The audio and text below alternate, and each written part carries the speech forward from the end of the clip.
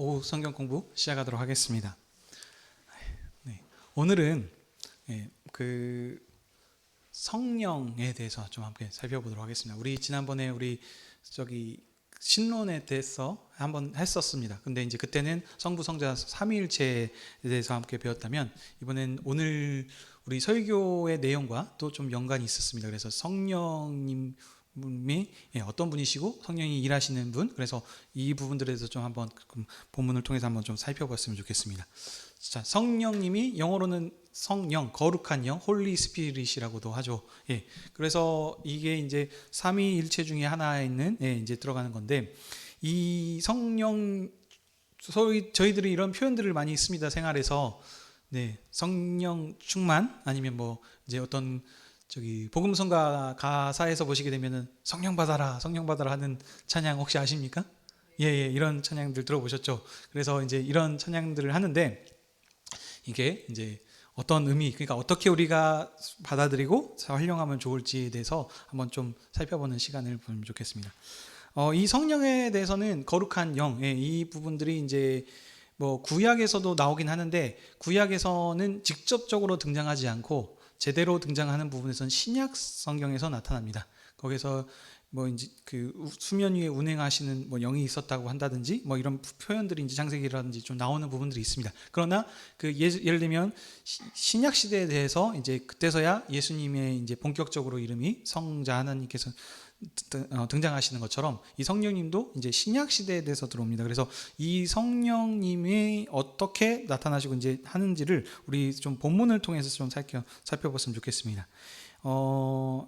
제가 예전에 한번 또 설교했던 부분이었는데요. 요한복음에 나옵니다. 요한복음 14장 15절에서 31절에 나오는 내용입니다.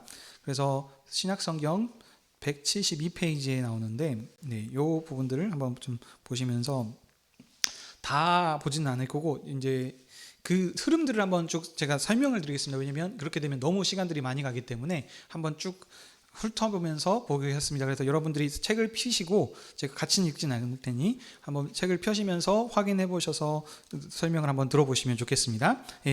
먼저 항상 제가 말씀드린 게 있습니다.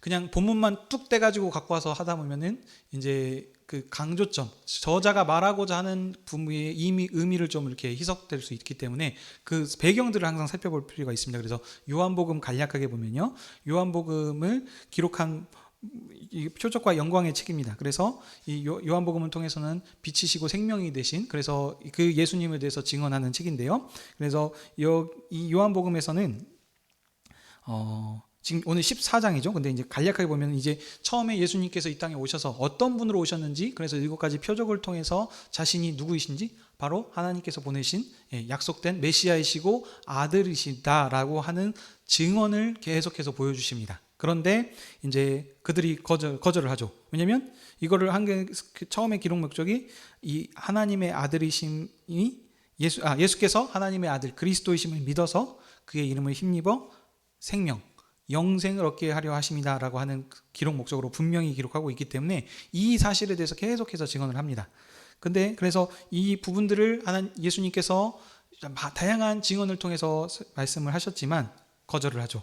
그래서 모든 증거를 다 마치시자 이제 더 이상 그분들에 대해서 얘기하지 않고 이제는 13장부터는 이제 제자도의 그 흐름으로 들어가십니다. 그래서 그 대중들, 많은 사람을 대상으로 이렇게 표적을 증거하셨다면 13장 이후부터는 이제 자기 사람들, 제자들을 대상으로 이제 그 제자들을 가르치시면서 사랑을 표현하시는 이 부분들이 이제 내용이 나옵니다. 그래서 13장부터 17장까지는 예수님께서 이제 아버지로 이제 돌아가셔야 된다는 이런 표현들을 합니다. 그래서 떠나시기 전에 제자들을 가르치시는 내용이시죠. 그래서 13장에서 발을 씻기시고, 그래서 이제 내가 성소, 하늘로 올라가서 그 처소를 마련하러 갈 것이다. 뭐 이런 부분들을 이제 얘기하시는 분들이 나오시죠. 그래서 제자들이 그 중에 자기가 팔자가 있는 줄 아셨음에도 불구하고 제자들을 끝까지 사랑하시는 이 사랑의 주님에 대해서 나오는 부분들입니다. 자, 그럼 24장에서는 뭐냐면요,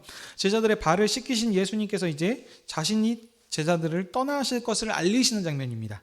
그러니까 왜냐하면 예수님께서 아버지께로 갔다 오셔서 해야지 그들에게 유익하다라고 하시면서 그 가시는 이유는 처서 거처를 여서 예비하러 가신다라고 얘기를 하십니다. 근데 이제 예수님이 떠나가시면 제자들만 남겨 있기 때문에 그 남겨질 제자들을 위해서 예수님께서 한 가지 선물을 약속하시는 것이 바로 여기에 나오는 것이 이제 보혜사 성령님을 보내주신다라는 약속이 나오는 것이 이제 14장 15절에서 31절까지의 말씀입니다. 그래서 저기 26절 한번 봐보시겠습니까? 26절. 보혜사 곧 아버지께서 내 이름으로 보내실 성령 그가 너희에게 모든 것을 가르치시고 내가 너희에게 말한 모든 것을 생각나게 하리라. 이 예수님께서 보혜사 성령님을 보내주신다고 하셨는데 이 보혜사 성령님이 하시는 역할이 무엇이냐면 이게 어떻게 보면 가장 핵심이 될 수도 있을 것 같습니다. 아버지께서 보내시는 이 성령님이 오시면 이 성령님이 하시는 것은 너희에게 모든 것을 생각나게 하신대요. 어떤 거냐면 내가 예수님께서 가르쳤던 그 모든 것들을 생각나게 하시는 분이 바로 이 성령님이 하시는 역할입니다.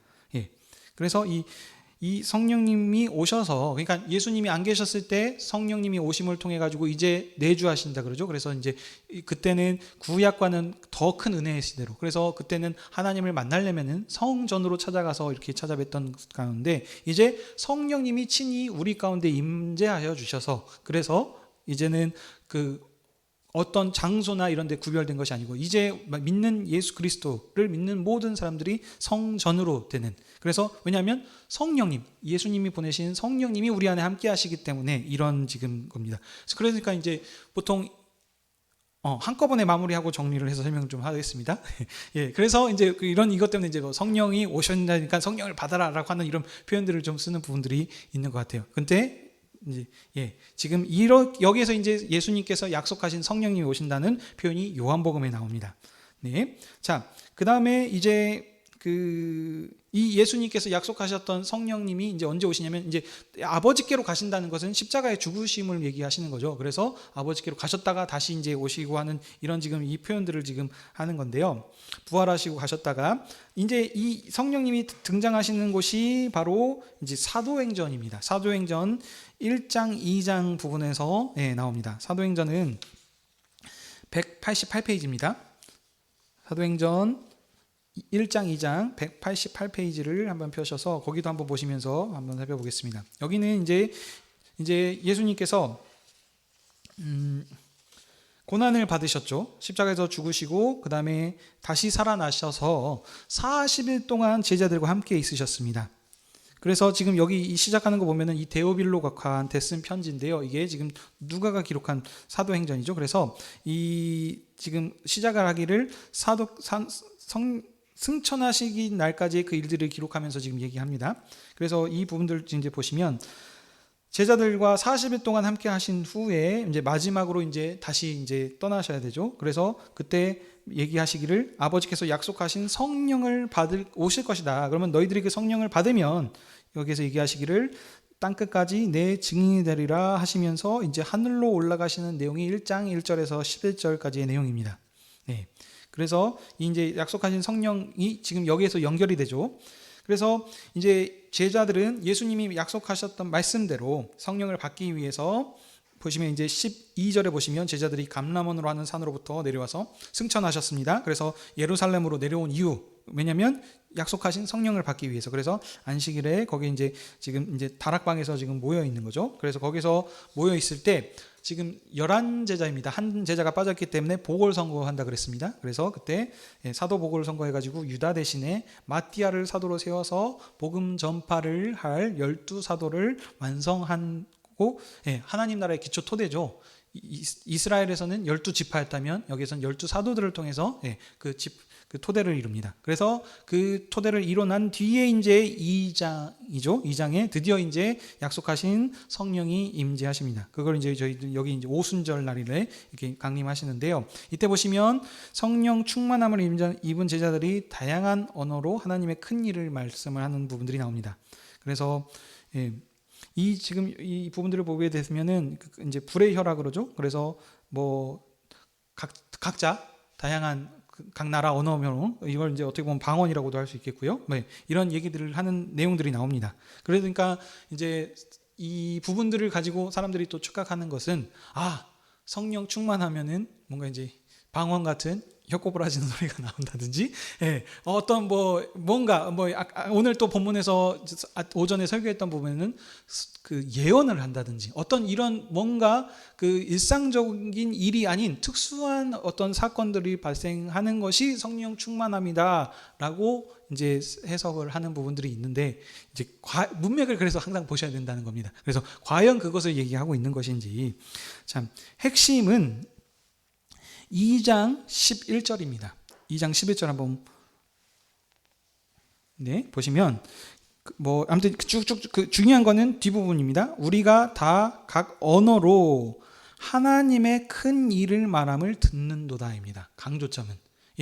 그러니까 지금 이 사도행전은 초대교회가 시작하는 생각합니다. 그때는 이스라엘만, 유대인만 하나님의 선택받은 백성으로서 여기 있다면, 이제는 그것을 뛰어넘는 새로운 예수 그리스도께서 세우신 천국은 이제는 남녀노소 빈부교천 어떤 그 인종을 구별하고 하는 부분들이 아니기 때문에, 그때 하나님께서 초대교회에 큰 은혜를 주신 겁니다. 성령을 통해서 말씀하게 하신 게 뭐냐면은, 다양한 나라 사람들이 왔기 때문에 그 사람들이 들을 수 있는 언어로 증거하는데, 무엇을 얘기하냐면 하나님께서 하셨던 큰 일, 하나님의 경륜을 또 얘기하는 거죠.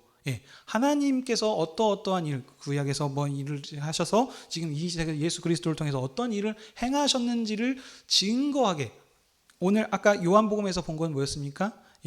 내가 너에게 가르쳤던 분부했던 것들을 생각나게 하시겠다, 알려주게 하시겠다, 이 내용과 지금 계속 연결이 됩니다. 그러니까 강조점은 못 알아듣는 어떤 다양한 갑자기 3개국어 4개국어 한다는 것이 아니고요, 복음을 증거한다는 겁니다. 복음, 예수 그리스도에 대해서 말을 한다는 것이 지금 강조점인 겁니다. 왜냐하면 그때는 이제 유대인이 아닌 헬라인이나, 여기 나오죠? 메대인, 갑바도기아 사람, 다양한 사람들에게 복음을 듣고 그들이 이 예수님을 영접할 수 있도록 하기 위한 이 일을 지금 성령님께서 하신다는 얘기입니다. 자, 그 다음에 우리 또 함께 보시는 부분은, 그러면 자, 이거 말고도 다양한 게 있는데 오늘 또 간략하게 그 설명들을 좀 살펴보기 원합니다. 자, 이 두 가지 사건만 보더라도 지금 예수님께서 오늘 또 본문에서도 나왔습니다. 설교 본문 가운데서도 성령님이 임하실 때 예언을 한다 그랬는데, 예언은 그러니까 앞으로 일어날 일에 대해서 예언을 한다는 그러니까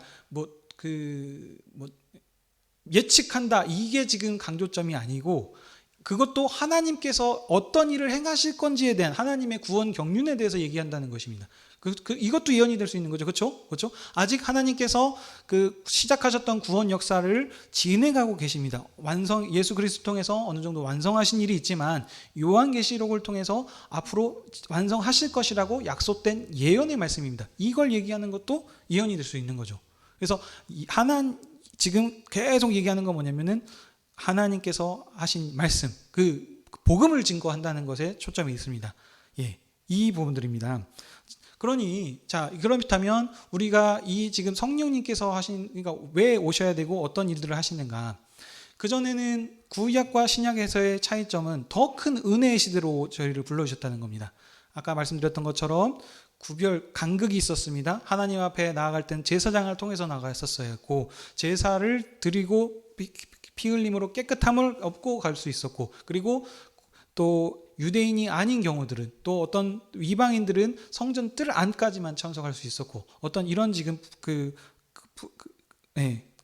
간극이라고 해야 되겠죠? 이게 있었는데, 이제는 예수 그리스도의 아들이 친히 오셨기 때문에 그런 옛 구약의 시대를 끝내시고 더 큰 은혜의 시대, 이제는 제사장을 통해서가 아니고 직접 예수 그리스도를 믿는 사람들 하나하나가 하나님께로 직접 대면해서 나아갈 수 있는 은혜의 시대, 성령님이 우리에게 오셨기 때문에, 그래서 우리가 하나님이 우리와 함께 하시기 때문에, 하나님이 계신 곳이 성전이지 않습니까? 그래서 우리가 성령님께서 우리가 믿음을 통해서 약속하신 성령이 우리에게 오셔서 우리와 함께하고 임마누엘로 지금 우리를 인도해 주시기 때문에, 그래서 우리가 거룩한 성전이라고 하는 겁니다.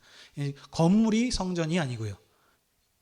그렇기 때문에 이 큰 은혜에 한다면, 자, 그렇다면 성령 받아라 한다는 거는 성령을 2번 받은 건가요? 이미 우리들 다 받은 성령을 받았기 때문에 성령의 인도하심을 따라서 지금 삶을 지금 살아가고 있는데, 성령 받아라라고 하는 어떤 이 표현들이 맞는지도 한번 살펴봐야 될 것 같고, 그리고 우리 여러분들이 또 착각하셔야 되는 게, 또 성령을 받았을 때 어떤 특수한 기적과 같은 일들이 벌어지는 것을 성령 받으라고 생각하시면 안 된다는 겁니다.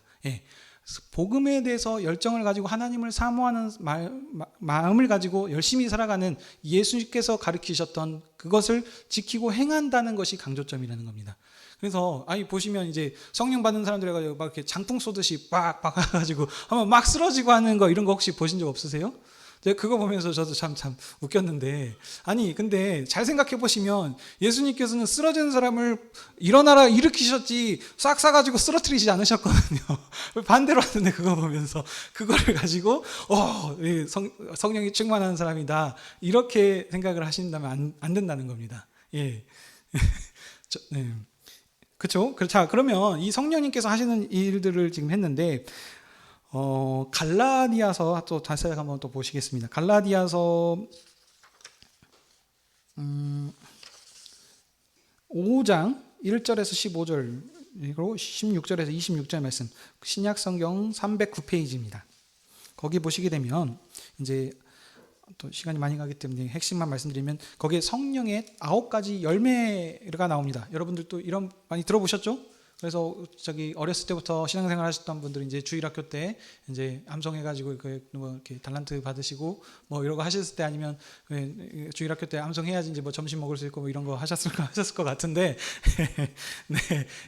이때 이 성령의 9가지, 그러니까 성령의 열매를 나오는 부분들이 있는데, 이것도 문맥을 무시하고 보시면 안 된다는 겁니다. 이 갈라디아서 배경을 좀 간략하게 또 보셔야 됩니다. 이 갈라디아서는 지금 그들 가운데 지금 분쟁이 있습니다. 어떤 분쟁이냐면 육체의 소욕과 성령을 따르는 소욕. 그러니까 지금 그 부분들이 지금 서로 다툼이 있는 이 상황이었기 때문에, 그 상황에 맞는 서신서들, 지금 이 서신서죠. 그래서 에베소서, 또 고린도전서, 어떤 이 서신서들은 각 그 교회의 상황에 맞는 상황을 설명을 한다는 겁니다. 그리고 한 사람에게 초점을 맞추는 아니고 그 공동체를 위한 편지라는 겁니다. 근데 이런 부분들을 다 빼버리고 그냥 바로 오늘 나에게 주신 말씀으로 하게 된다면, 조금 저자가 이 편지를 쓴 사람의 의도가 좀 달라질 수 있는 거죠. 그래서 그분들을 좀 보시면, 그러니까 뭐냐면요, 핵심은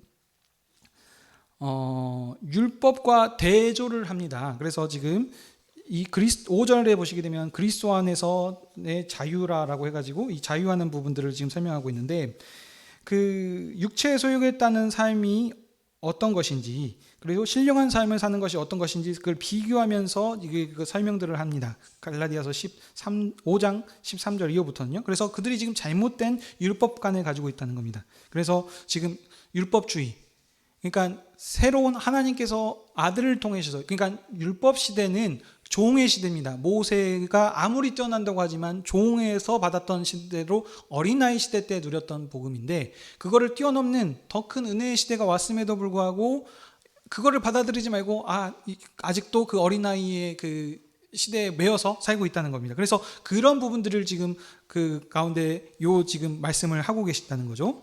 자, 그러면 갈라디아 교회는 분쟁 중에 있었기 때문에 율법을 통해 가지고 이 부분들을 지금 설명을 하고 있는 겁니다. 그러니까 지금 이전에 보시면 우상숭배, 주술, 원수 맺는 뭐 기타 등등 다양한 지금 그것들을 나열을 하고 있습니다. 근데 거기서 지금 얘기를 하는 것이, 이런 일을 하는 자들은 21절이죠. 하나님의 나라를 유혹으로 받지 못할 것이라고 합니다. 뭐냐면요, 율법, 구약 시대에서는 그들이 가지고 있었던 의의 법으로 지키고 살았던 것은 하나님께서 그를 의인으로 인정하셨습니다. 근데 새로운 나라, 이제부터는 기준점이 바뀌어진 겁니다. 그래서 새로운 나라가 시작이 됐는데, 그것을 받아들이지 않고 예전의 율법을 그대로 한다면 이제는 그것이 의로운 것이 아니고, 이와 같이 하나님 나라를 유업으로 받을 수 없는, 어떻게 보면 하나님을 대적한다고도 할 수 있겠죠. 그런 일을 지금 하고 있다는 것을 지금 얘기하는 겁니다. 그러니 지금 율법주의에 대한 그 부분들을 지금 비교하면서 성령의 열매를 얘기하는 겁니다. 그래서 여기 보시면 이제 여기 나오시죠. 오직 성령의 열매는 사랑과 희락과 화평과 오래 참음과 자비와 양선과 충성과 온유와 절제니 하면서 9가지 열매가 나오는데, 자, 그럼 성령님께서 이 9가지만 하시는 걸까요? 라고 한번 생각을 해보셨다는 거죠. 강조점은 문맥을 따라서 보시면 이 갈라디아 교회에 지금 이 율법과 대조해서 지금 얘기했을 때 9가지를 설명을 하신다는 겁니다. 그러니까 이 9가지로만 제한을 하시고, 이것이 딱 성령님이 주시는 어떤 열매고 이것을 벗어난 것은 또 아니다라고 생각을 하신다면 안 된다는 겁니다. 문맥을 따라서 항상 보셔야 되는 것이, 지금 갈라디아 교회한테 그들의 지금 그 어떤 가지고 있는 문제점, 그것을 이제 해결해서 지금 믿음으로 다시 돌아오게 하거나 하나 되게 하는 이 일을 위해서 지금 쓰셨다는 사실을 기억을 한다는 겁니다. 자, 마지막으로만 하나 더 보도록 하겠습니다. 고린도전서 12장입니다. 12장, 신약성경 278페이지입니다. 신약성경 278페이지, 고린도전서 12장. 이 장은 참 유명한 장이죠. 들어보셨죠? 은사의 부분들이다. 여기 근데 이제 은사가 왜 그러냐면, 성령, 이제 조금 다른 얘기는 하지만 왜 이 부분과 연결을 지어서 얘기하냐면, 우리들이 아까 말씀드렸던 것처럼 성령 충만하면 어떤 은사, 특별한 은사, 뭐 신유의 은사라고 해가지고 병을 고친다든지, 어떤 뭐 예언을 한다든지, 뭐 투시 모르겠네요. 아무튼 어떤 그런 뭔가 특별한 그 은사들을 얘기를 하는 것 같은데, 여기 지금 이 고린도전서를 통해서 우리가 살짝 한번 더 살펴보겠습니다. 여기 보시게 되면은 그 은사의 종류들이 쭉 지금 나열이 되죠. 그래서 어떤 사람은 뭐 능력 행함을, 어떤 사람은 예언함은, 뭐 영들을 분별함을 하면서 쭉 지금 은사들에 대해서 지금 얘기를 합니다. 그러면 이 은사에 대해서 그 얘기를 하니까 이런 은사들만 또 여기 있는 것이냐? 이거 아니고, 이 또 그 차이점을 그 문맥에서 말하고자 하는 그것을 봐야 됩니다. 이건 뭐냐면 나열하는 겁니다. 나열. 그래서 이러이러한 일들이 이제 있다라고 하면서 해서 지금 예를 들어서 쭉 얘기를 하는 겁니다. 자, 근데 이 고린도전서는 지금 이 자기들이 가지고 있는 은사로 지금 분쟁했기 때문에 은사에 맞는 지금 또 설명을 여기서 하고 있다는 겁니다. 그래서 보면은 그러고 나서 12절부터 또 31절까지는 그 얘기하는 게 뭐냐면, 각자 쓰임받은 그 지체가, 몸의 지체들이 해야 되는 역할에 대해서 쓰임받는 그것들을 지금 얘기하고 있습니다. 그래서 강조하고자 마지막, 그러니까 결론의 말씀이 무엇이냐면요, 다 같은 사람일 수 있겠냐, 각자 주어진 은사들이 다르다. 근데 31절에 뭐라 그럽니까? 너희는 더욱 큰 은사를 사모하라 라고 합니다. 22장 31절에 다양한 은사들이 있는데 더 큰 은사가 있다라고 합니다. 그 은사가 뭐냐? 바로 13장 사랑장입니다. 결론은 사랑입니다. 사랑.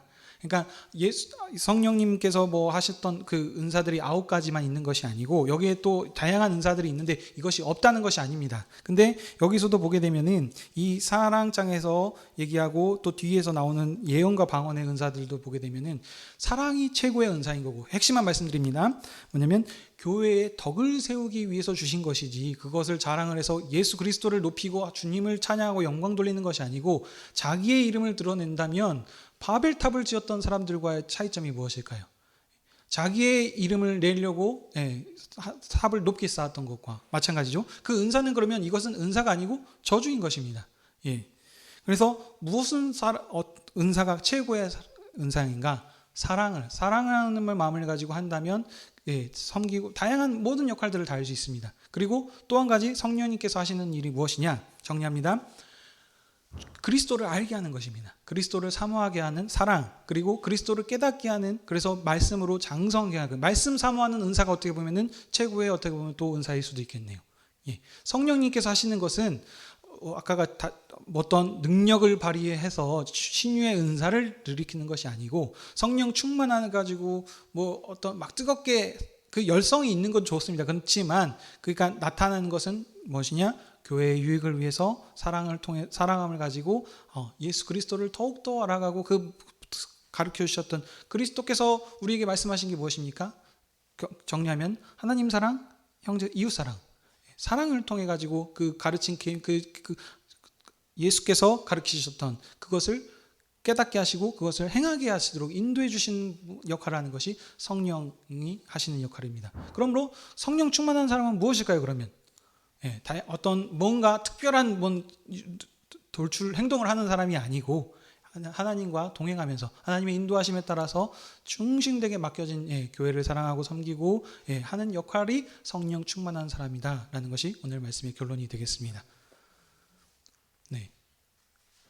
자, 그러면 오늘 본문 말씀과도 연결이 좀 더 보충 설명들이 좀 되셨나요?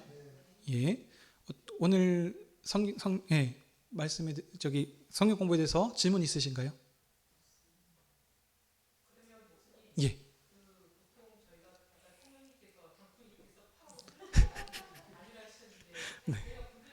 네.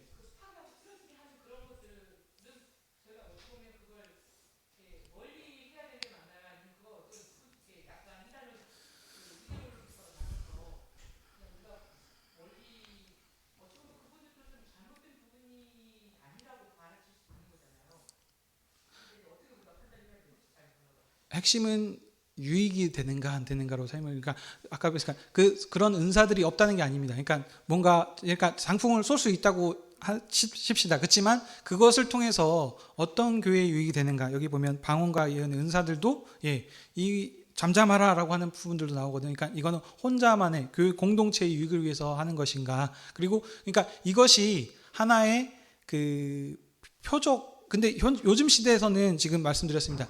그 초대교회에서는 이런 복음이 막 선포되고 있기 때문에 이런 그 표적들이 많이 증거들이 됐습니다. 그러나 이제는 그런 걸 통한다고 증거한다고 해서 그들이 믿는 게 아닙니다.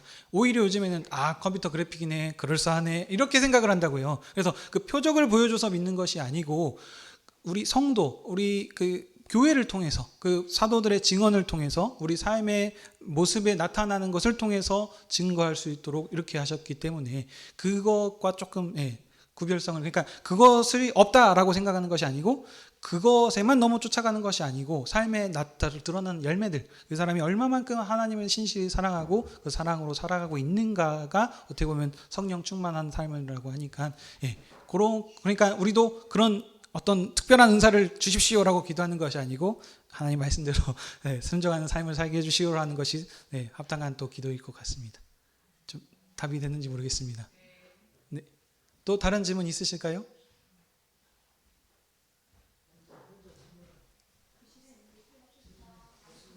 네. 없으시면 기도하고 마치도록 하겠습니다.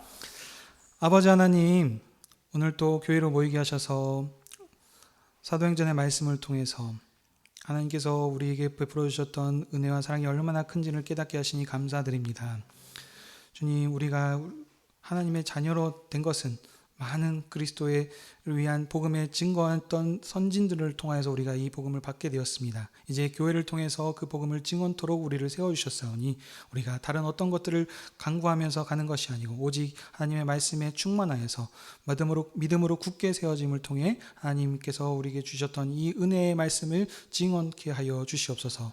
우리들만 이 복음을 누리는 것이 아니고 세상에서 썩어질 것들을 강구하면서 그것으로 인하여서 많은 죄악을 범하는 자들이 있습니다. 그들을 불쌍히 여겨주시사 그들에게 이 복음이 증거되어서 이제 우리가 누렸던 하나님 앞에서의 참 자유함과 참 기쁨을 그들도 누릴 수 있도록 인도하여 주시옵소서. 우리가 오늘 이 복음을 들었습니다. 이제 이것들을 기억하게 하셔서 우리가 삶의 자리로 나갔을 때 성령님께서 우리와 함께 내주하신 성령님의 인도하심을 따라 주님의 그리스도를 증거하는 우리의 삶을 살아갈 수 있는 예배자의 삶을 살아갈 수 있는 저희들 되게 허락하여 주시옵소서. 한 주간에 함께 하실 주님을 기대하며 이 모든 말씀 우리 주 예수 그리스도의 이름으로 기도하옵나이다. 아멘.